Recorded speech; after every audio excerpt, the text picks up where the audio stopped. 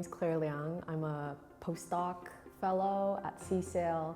I work currently with Julie Shaw in the IRG group. I work on human-robot interaction, specifically on making implicit information that humans use easily, explicit for robot use. And most of the time this looks like reasoning about space by reasoning about the topology.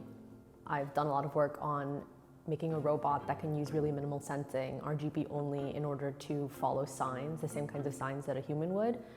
So that way it doesn't need like a pre-designed map or anything, it can just be dropped in a new space. So we're working specifically with a spot robot right now, and it should be able to read exit signs and kind of follow along in order to get to some space it's never seen before and complete some sort of task. Yeah, so I think the nice thing about using really minimal information is that you can always add to it, you can always give the robot more resources, but what we want to be able to say is there's some sort of guarantee based on just the very bare minimum what you have. So if you can imagine like a radiation environment, sometimes like certain sorts of sensing are less reliable. You may lose connection, you may lose a lot of things, but point blank at the very end, you can always use RGB.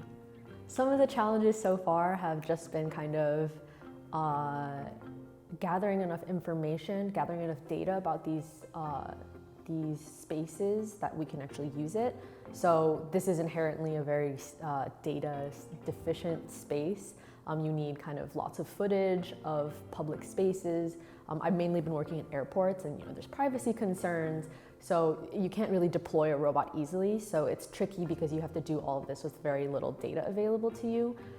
That means like we're relying a little bit on some geometric information, and we want to be able to make some provable guarantees before any sort of data dependency to try to minimize any sort of loss of performance. But I'd say that's hard. It's also really hard to just ever have anything on a robot, so that's the big challenge now. I would say the main industrial application we're exploring now is like a robot deployed in the kinds of spaces that we don't want humans in. So like to do recon or to do like scanning of radiation environments or something like that. But in terms of like public space deployment, which is the original intention of the work, this was all designed for service robots in airports, in museums, and these robots already exist. It's like a multi-million, I think maybe billion-dollar industry at this point. They're deployed in airports all around the world. And they're very expensive and they're not super accessible. So the goal of this is to kind of lower the bar of entry toward having a robot in a public space. So far at MIT, I've really enjoyed working with the PI that I'm working with. Julie Shaw and her entire lab is really friendly and really collaborative. Beyond just the sign robots, I've had a lot of opportunity to explore very different projects that use some of my skill set. So it kind of has allowed me to expand my mind. There's a lot of resources and a lot of great collaborators, so it's been a really nice experience thus far.